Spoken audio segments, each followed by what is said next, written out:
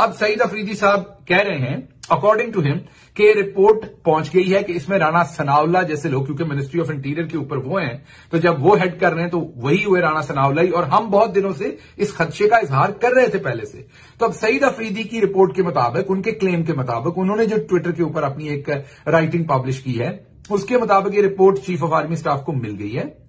और army chief जो है वो अब इसके ऊपर फैसला करेंगे कि आया उन्होंने ये जो लोग मुलव्वस हैं वो मिनिस्ट्री ऑफ डिफेंस के, वजारत दफा के लोग हैं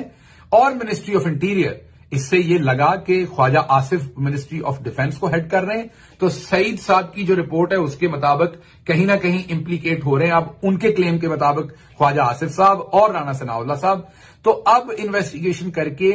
ये जिन लोगों ने ऑर्केस्ट्रेट करके ये सारा काम किया उनको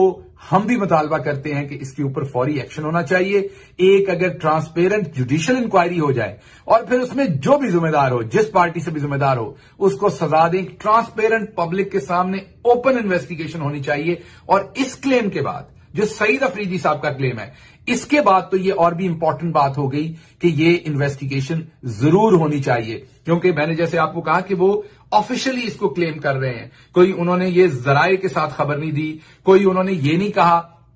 कि वो ऑफ द रेकर्ड ये बात कर रहे हैं। उन्होंने ऑन द रेकर्ड आकर अपने ट्विटर हैंडल के ऊपर ये पूरी खबर ब्रेक की है, उसका टाइम सीक्वेंस दिया। उन्होंने बताया कि 9 को जब ये तमाम चीजें हुई, इमरान खान साहब की गिरफ्तारी के बाद जो कुछ हुआ, जिस तरीके से वो सारा कुछ ऑर्केस्ट्रेट हुआ, उसके बाद ये बहुत सारे लोगों को पकड़ा गया। उन्होंने इसमें अपने ट्वीट्स में कहा कि नी जर्क अप्रोच था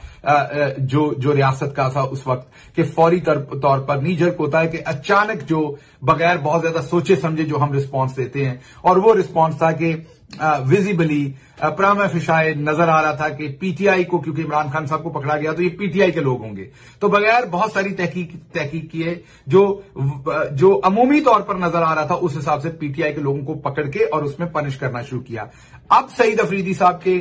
मुताबिक, उनके क्लेम के मुताबिक, इसमें जो रिपोर्ट